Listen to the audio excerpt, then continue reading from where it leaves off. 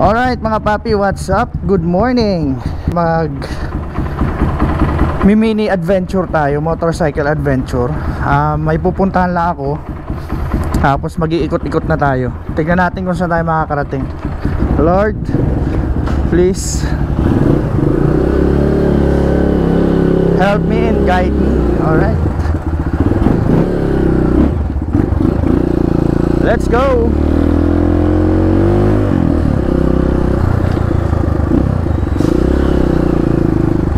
Alright mga papi, ganito na kabisi ang lugar namin, Garchitorena.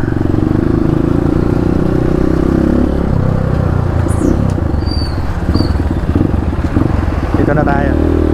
Masyado ng maraming truck at sasakyan. Mga deliveries yan mga papi. Mga deliveries ng mga produkto. Ayan yung simbahan.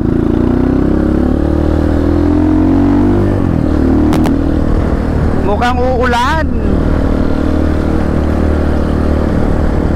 I'm using my XR200 mga papi. Medyo naglolo ko ang ating starter relay, kaya may dala tayong pang troubleshoot.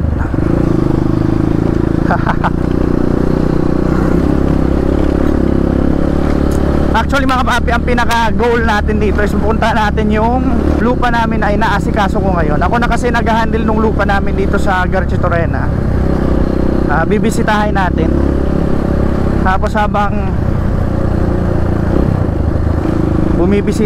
binibisita natin ng mga lugar, ay magmo-motorcycle adventure tayo, di ba?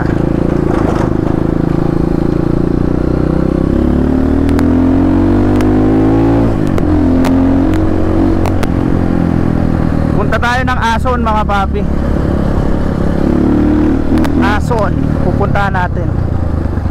Barangay Ason. Nandun kasi yung lupa na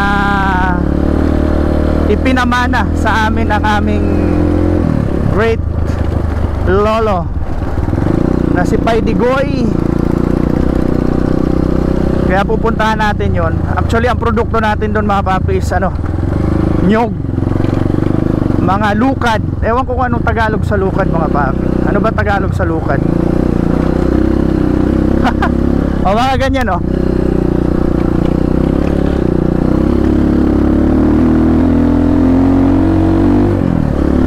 Yan naman talaga ang main product dito sa Garchitorena. Tropa natin yun mga papi. Main product ng Garchitorena is lukad, abaka, tapos mga isda, palay. Medyo mahina na ang palay dito mga papi, ang rice. Although marami pang palayan kasi napakamura ng palay ngayon dahil sa mga importation. Napakadami ng tao dito.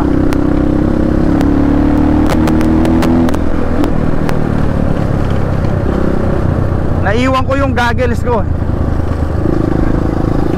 yung goggles ko mga papi. So hindi tayo magpapatakbo ng mabilis kasi wala tayong goggles. Mahirap na, sensitive ang ating mata. Tignan nyo yan. Yan ang mga scenery na makikita nyo dito. Let's go. May aso.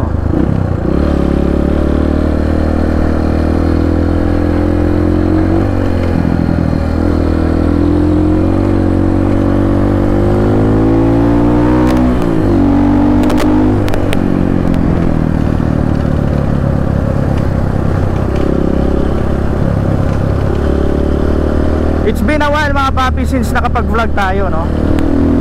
Medyo matagal-tagal tayo hindi nakakapag motovlog dahil sa ating tight schedule.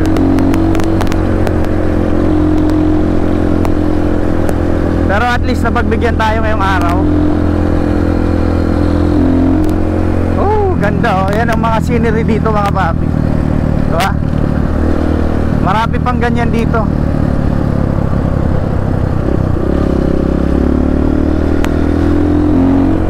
Naninibago yung mga tao, no? Kasi naka full face helmet tayo.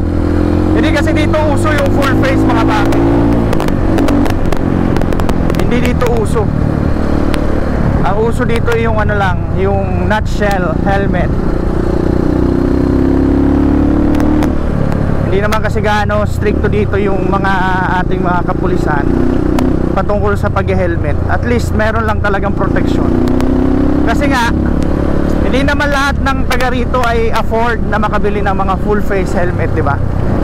Kaya syempre kinukonsider din nila yan. Ito yung umaapaw mga papi, ilog na umaapaw.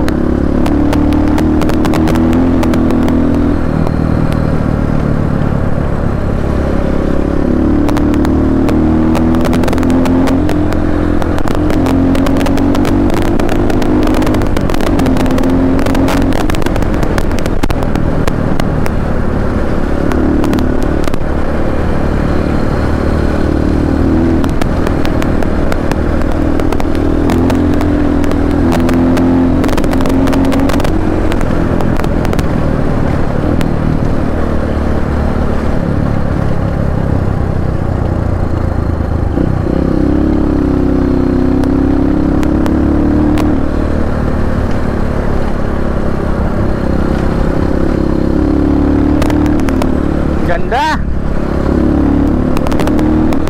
Yan ang mga scenery na makikita nyo dito mga pap.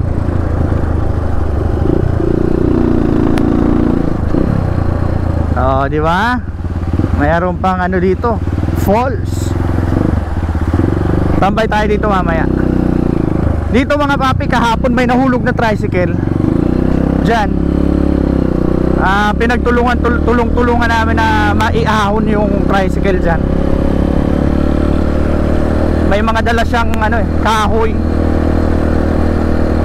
panggawa ng bahay mga papi.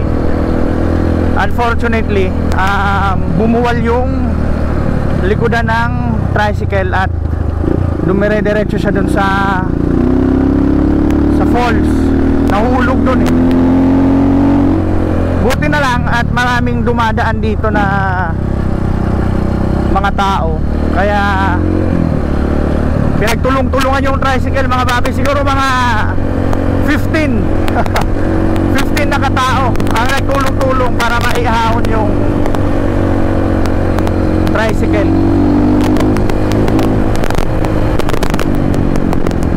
Oh, ganyan mga papi ang produkto namin, oh. Ayan, oh.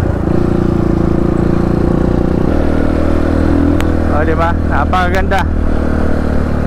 Oh, ha? Tapos mga bakawan yan mga papi, oh. Ganda.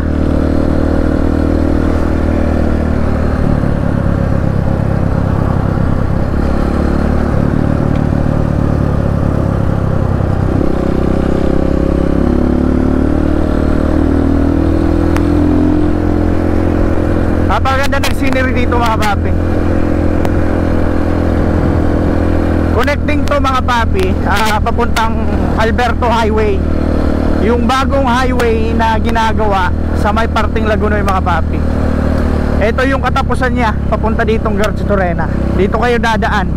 Kapag natapos yan, sigurado dadaan kayo dito. Kapag dyan kayo dadaan from Lagunoy to Garcia Torena, ang dadaanan nyo mga papi ay North Coastal part ng Lagunoy mga papi. Hindi na kayo dadaan ng Presentasyon. Yan yung pagkakaiba. Kaya kung pupunta kayo ng Garcia Torena, malilesen yung biyahe nyo ng more than 40 minutes mga papi.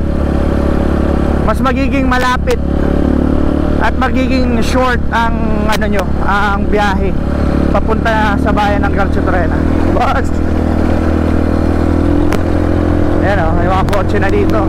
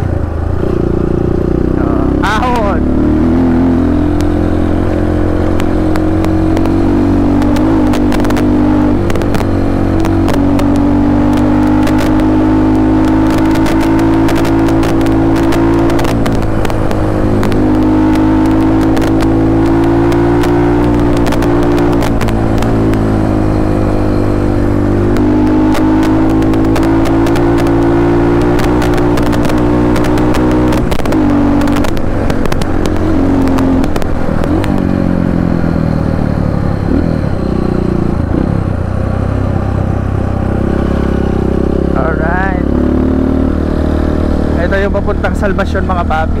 Salvacion yan, Barangay Salvacion, papunta yan dyan. Siguro mga 2 kilometro from Bukana hanggang barangay ng Salvacion mga papi.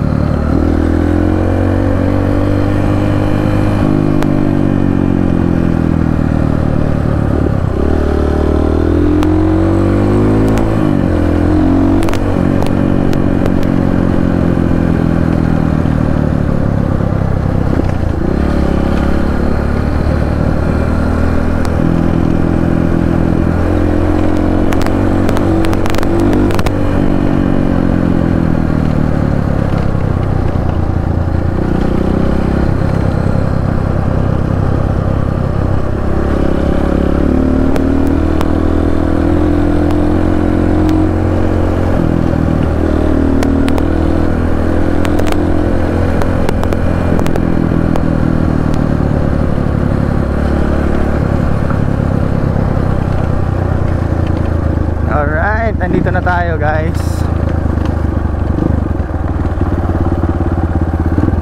Di ba? Dito na tayo. Dito natin iiwan tong motor at maglalakad tayo papunta doon. Ayan na si Pai Erning. Kinukuha na nila yung mga nyog para gawing lukad. Diba? So titignan natin dito. Hindi muna natin bababa tong motor dyan kasi ang gulong natin ay medyo naka dual sports at medyo may hirapan tayo dahil napakadulas dyan mga papi. Wag muna tayong maging extreme ngayong araw. Mag-e-enjoy lang tayo. Ikot-ikot lang tayo. Tapos yan yung gagawin kong trail site mga papi, di ba? Magkakaroon tayo ng sarili nating trail site. Yung pataas na yun na bundok mga papi, tignan nyo naman yan, di ba? Kung nakikita nyo yan mga papi, napakatarik nyan. May mga nakita na akong daanan dyan na pwede nating gawing trail site. Tapos yung baba mga papi ay may beach, di ba? Napakaganda. So hindi muna natin i-spoil ngayon yung mga scenery dyan. Kailangan lang natin kausapin si Pai Erning para makita natin or malaman natin yung sistema ng trabaho. Alright, let's go. Alright mga papi, dito tayo sa Barangay Ason mga papi. Ito yung ginagawa natin dito. Kinukolekta na nila yung mga nyog para gawing lukad. Ayun So yun, kung makikita nyo yung mahabang bamboo na yun, ang tawag dyan mga papi, sanggot. Sinasanggot nila, iniipon, tapos doon sa parte yun mga papi, doon lulutuin ang lukad. Ayan na. So ito yung lugar natin dito mga papi. Ayan na. Ito yung future natin dito sa Garchitoorena. Ito yung inaasikaso kong lupa. Actually pamana siya mga papi, pamana siya. So at least